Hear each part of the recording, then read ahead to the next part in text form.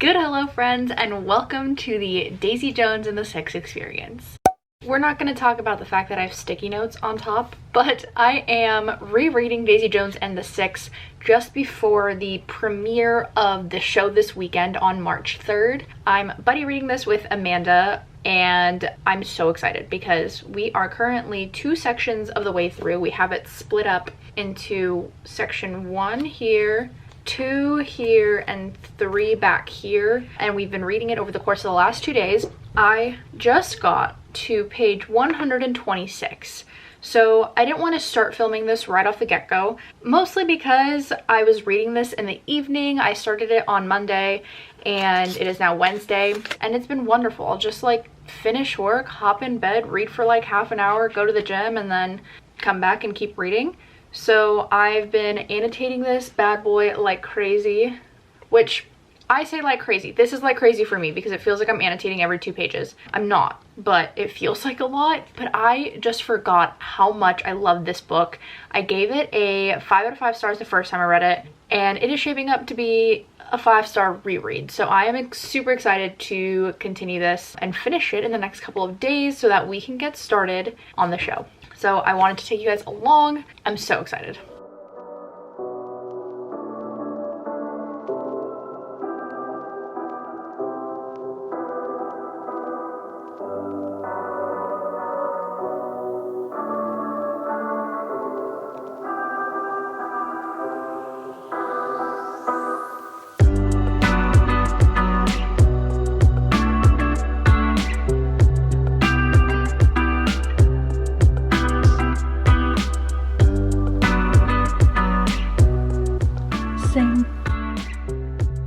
Hi friends.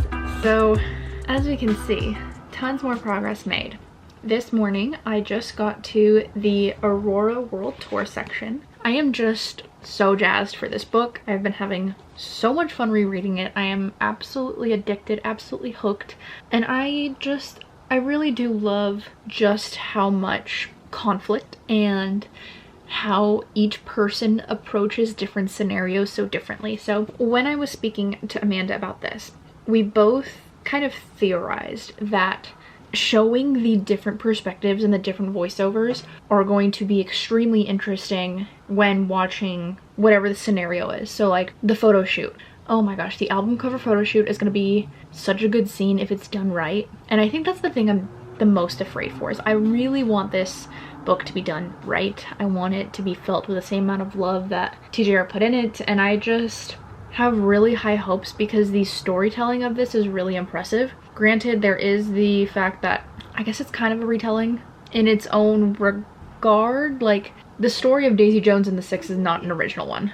It's not. We all know it. I don't know. I'm excited. I love being back in this world. Of course, it's a little bit cliche in terms of that rock and roll, sex, money, fame kind of deal. So rereading this, my experience is still extremely good. I love this almost the second time around, and especially knowing what you know at the end and putting that into context within the entirety of the novel makes so much more sense as to why responses are different. And like, it all clicks at the end for you too if this is the first time you're reading it or listening to it or consuming it in whatever way, shape, form.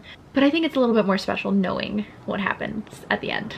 I have the last 100 or so pages left, which takes us through the Aurora World Tour and Then and Now. And one last thing before I go. Oh god, I'm so excited to finish this. I'm also really excited to listen to the album, but I'm not going to listen to it until I'm done reading and until I've watched the first set of released episodes. So there's supposed to be 3 episodes coming out this Friday. Is it Friday or Saturday? What day is today? Oh my god, it's tomorrow. And I'm so excited to film some reactions, and I'm going to give you guys a little bit of a review of the show at the very end. Taylor Jenkins Reid, she's doing something right. I've got my favorite flare pants on. Feel like it's very fitting for Daisy Jones, and Huey, Dewey, and Louie over here really want the spotlight.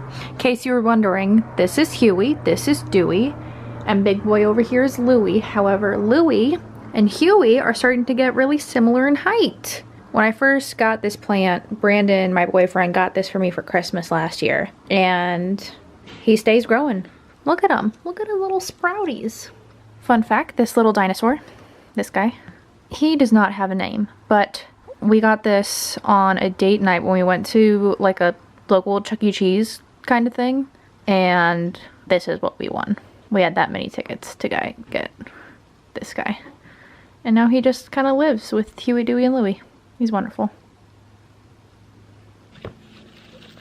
This is the best feeling, to see it annotated and so loved. So I finished Daisy Jones and the Six a couple of days ago, maybe like 2 days ago, or 2 nights ago. So not last night, but the night before. And of course, I loved it. It was a 5 out of 5 star. I feel like I loved it way more this time around, knowing exactly who was doing the interviewing, knowing exactly just how it all kind of comes together. And I have just found out this afternoon that Amanda's already watched the first 3 episodes. Granted, we are 8 hours apart, 9 hours, 8 hours, something like that. So it's understandable. It's my turn to watch now, and I'm so excited. So I'm gonna load up the TV. We're going to watch and react to Daisy Jones and the Six on Amazon Prime.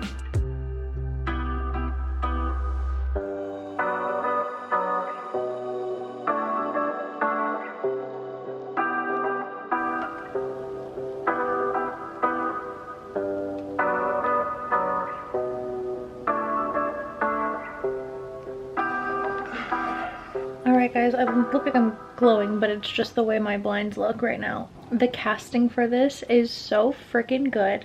Like young Billy, not Sam, but even younger Billy. He's so handsome, and I don't know why nobody talks about it. Maybe because he had like, you know, he was in the show for like all of 2 minutes, but he's a heckin' cutie. I love him. I'm gonna post a picture of him, right?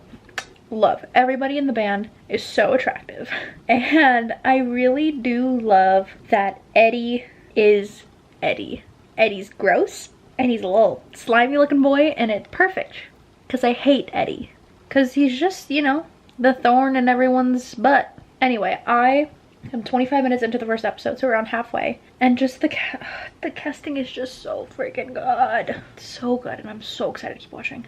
And I've just finished the first episode, and it's so good. I'm watching Daisy cry and sing at the piano, and hearing the song for the first time is such a fun and surreal experience. It's beautiful. It's done so freaking well, and it is off to a fantastic start. And I think for anybody who hasn't read the book, I think will be instantly hooked as well.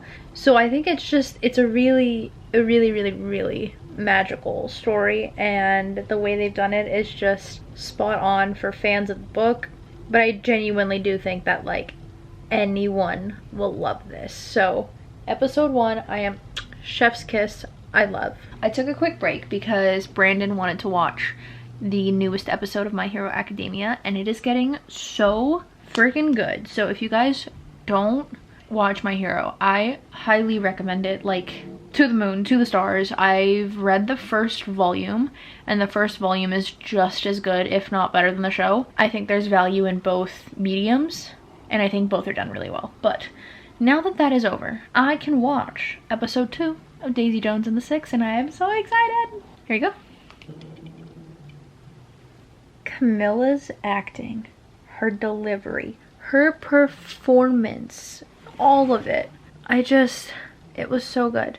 I understand in episode 2 why they slightly changed things in terms of not showing the explicit nature of Billy's spiral, and the fact that he did his problematic things in front of Camilla and she immediately reacted. And the way they filmed that, like, oh my god, it's such a simple scene, but I can feel the pain in her voice, and I can feel how upset that she is. Like, sweet pregnant Camilla. And I really like Teddy Price speaking about all of this on a late night show. I think that's a really fun element that kind of places you into the time period a little bit more. And it's a little bit more pizzazz, if you will. I don't know, it's fun. I am enjoying this a lot. I got a little under 10 minutes in this episode, and then I'm gonna go pick up my Ulta haul. I bought some stuff from Ulta. I'm gonna come back and watch episode 3. Alright guys, I just got back from Ulta, so let's do a little haul, shall we? I got the e.l.f. Power Grip Primer, because it's viral on the TikToks and everybody's always, oh my god, it's like sticky. So we're gonna try it. I don't know, it's e.l.f. It's like $3 probably. Everything from e.l.f. is like $3. Next, I got the Tarte Shape Tape or Sculpt Tape Contour. I was on the market for a cream or liquid bronzer, and particularly, I didn't want to spend money on the Charlotte Tilbury one, so I got the Tarte one. It has the same tip as the Charlotte Tilbury one, but it's cheaper, and I actually really like Tarte stuff. And then I also got the Tarte Ultra Creamy Concealer. This looked like my color in the store, and it looks like my color now. And then finally, because my best friend has one of these, I got the Daily Concepts Daily Jade Gua Sha tool, but it's this thing. It's a jade like sculpting. It brightens complexion, promotes lymphatic drainage, and it sculpts the jawline and the neckline. I really just want this for when I'm doing my self-care nights so that I can just kind of, you know, it's nice. It's a good feeling. It feels good. The main reason I decided that I was going to splurge on slightly more high-end complexion product is because I'm actually going into the office this week and I want to do my makeup. You know, I want to feel good doing my makeup. I want to have fun doing my makeup. I wanted something that was going to last a little bit longer and something that was my new color, because I do have a little bit more sun to my skin. The other concealers are a little bit too light and they make me look a little ghosty. So I don't know. Maybe I'll play around with these tomorrow so that I'm not going in completely blind when I'm doing my makeup. But besides that, it's time to watch the last episode of Daisy Jones and the Six that's available right now. And I'm so excited. So let's watch.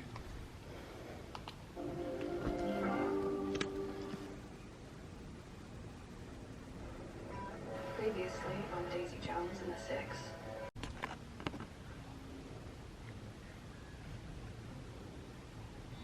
I don't know who I am. What? How we made it this far? Did we unravel a long time ago? Is that too much we don't want to know? I wish it was easy, but it isn't so. Oh,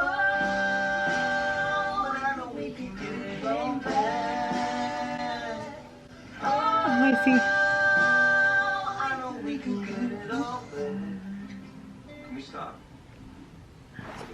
Hope you guys don't mind being propped up on a pillow, but I just watched the preview for the rest of the season of Daisy Jones and the Six, and it is just absolutely mind-boggling as to how quickly things are going to change. But I'm really, really pleased with these first 3 episodes, and I'm so excited to watch them every Friday and have you guys along for the ride. I'm really impressed. This is a great start. The casting is perfect. I don't have any complaints. I think towards the end of this episode, I did get a little bit less attached to the characters than I think I was expecting to, because like while you're reading the book, you know, you're glued to the pages. Like I feel like it's harder for me to look away from the pages than it is to look away from the show, especially during those like music montage-y moments where it's like Billy sitting in the studio and like, I don't know, the baby just being the baby. Like, you know what I mean? Like those moments, I understand why they're there, but sometimes I don't know, it just lost my attention. So I think I would give episode 1 a 5 out of 5 stars, episode 2 a 5 out of 5 stars, and episode 3 a 4 out of 5 stars. Mostly because Eddie is gross and I hate him, and the B-roll was a little bit Happy Daisy Jones and the Six Part 1. Alright friends, it is time to wrap up this Daisy Jones experience Part 1. You heard me, Part 1. I'll be coming at you in the next following weeks with even more updates when it comes to watching the next 3 episodes of the show. All in all, I am very, very pleased with this experience. There is so much love for the book itself. There's a very different experience when you are reading the book versus watching the adaptation. Of course, there are going to be a couple of different changes. However, these are 2 very unique experiences and very different vibes for a very unifying story. I absolutely love the adaptation. Like I said last night, I gave the first 2 episodes a 5-star and I gave episode 3 a 4 to 5 stars. I think that with some of the changes in episode 3, particularly with Eddie's character, I was even more convinced that I am part of the Eddie hate club. I hate Eddie's character so much, but he serves a very important purpose in the overall story, both in the book and the adaptation. I'm very curious as to how they're going to take his character and evolve it throughout the show. And when Amanda and I were discussing the changes in Camila's character, the scene where Billy and Camila confront each other, I think was still very powerful, but lost some of the power from the book in terms of Cami is a badass chick. She does not take shit from anybody, and especially not Billy Dunn. I think I would have liked to have seen a little bit more of her aggression, and I would have loved to have heard the line about when she's being interviewed in the book. She lets Billy go off on tour the first time around with a sense of hope, very much ingrained in Camila's character in the book. And I think you do get a glimpse of that, especially when Billy comes back from rehab and she's speaking to Eddie on the porch and she's like, you don't stop loving somebody just because things get hard. At least I don't. I think that was a really powerful line and kind of adds to the layers between Cami, Billy, and Eddie's dynamic. So I am just over the moon excited to see what happens next with our characters and what the next 3 episodes are going to bring us next Friday. So I hope you guys enjoyed this video. I definitely enjoyed making it and consuming Daisy Jones and the Six in a brand new way. If you guys have seen the show, let me know your thoughts in the comments below. And if you enjoyed this video, please make sure to leave a like, comment, and subscribe. And until then, I'll catch you in the next one.